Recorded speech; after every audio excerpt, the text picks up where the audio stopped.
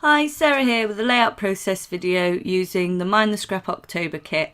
I'll leave links below for the Mind the Scrap website and also their Facebook group where they have challenges and lots of chit chat if you want to check them out. And I'll also leave links to my own Facebook group where I share all my projects, and also you can share your own work there and just generally ask for advice or just generally have a chit chat there as well. Okay, so for this layout, it's based on a challenge that they had in the Mind the Scrap Facebook group, and it was a scrap lift, I believe. I made this a while ago, and it had a strip of paper down one side, which also had a layer of vellum on top, which was stitched down, which was a really nice idea, so I decided to join in on this one. And that was the main element that I took from the lift, and also I think there was strips of paper down the other side, which I also do include in my layout. So for this layout I wanted to use that beautiful leaf paper you can see there. It's I think it's Cartabella Autumn, and the orange paper I'm using for my background is the reverse side of that, so obviously it works perfectly with it. I'm just trimming down that piece of paper. I think it was just slightly different sized to my paper there, so I'm adding all just paper scraps for this one. I don't use any large pieces because I like to try and use up scraps before I cut into anything else. I find that I manage to make the most of my kits that way. So here I'm adding a strip of vellum there, and then this is my leaf paper, which will be my main photo mat that will go on top of that and under my photograph. And I believe now I'll just take the vellum and I choose a spot where I know it will be underneath the photograph just to glue it down, and that's just to hold it in place. Sorry if you can hear my boy, he's chirping away downstairs. I'll glue that down just to hold it in place while I stitch down each side. I'm in no way a sewer. I literally have a sewing machine just to sew on paper, and I'm terrible at it, but because my layouts are messy, it doesn't matter that so is my sewing. It sort of is in keeping with that. So I've literally just roughly stitched down each side. Now I'm adding, down the other side, I'm adding a border. This helps balance the other side as well.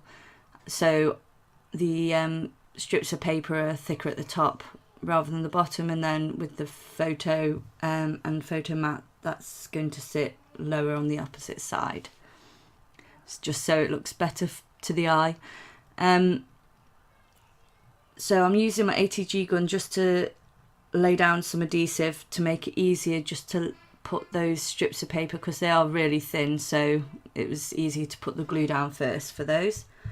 I've now stuck down my leaf photo mat, and I'm adding some white texture paste through my stencil, which is a leaf stencil which came in the mixed media kit. I believe there may still be some kits available. I think there may be all three at the moment. If you want to check them out, obviously the links will be below. I wanted with the texture paste to start with a fluttering of leaves and then a big pile at the bottom. They do actually get covered up by these leaves, but that was the idea initially that you can see there. And I also add a little bit to the opposite side just for balance. So with those leaves there, I inked them ages ago, and because it has a shiny surface, they just didn't dry properly, so I've dabbed off the ink that never dried, and I still like the effect of them. I think if there was more colour on them, if they were still as vibrant, it probably would have been a bit overkill on this layout anyway, so I'm pretty happy with how they turned out anyway. So there, I'm just taking my photo and taping some foam to the back of it. It's just cheap foam. It just makes the picture pop up so that it doesn't get lost with all the embellishments and busyness that's going on with the rest of the layout. So it's just matted onto some brown cardstock as well there. So I'm taking my leaves now. I arranged them how I thought I'd like them to look, sort of roughly, And now I'm taking some and gluing them flat with multi-mix medium, and I'm taking some and adding a foam dot on them. So some lie flat and underneath, and some are slightly raised, and I've just clustered them around my photograph, and as you can see it's covered up most of my texture paste that I did earlier, but never mind, it still looks fine to me. So I've also added one leaf to the opposite side, just for balance again. I took my thickers that were also in the main kit, and I did put an autumn walk, but the "and" it just wasn't working. Couldn't find a way of arranging my letters to make that work, so I ended up just leaving that off. And I've added there some trees there from the ephemera, and it's by Pebbles, as are the word stickers, and I believe the enamel dots as well, which I'm just clustering near the lettering and the top corner as well, just for a bit of extra something.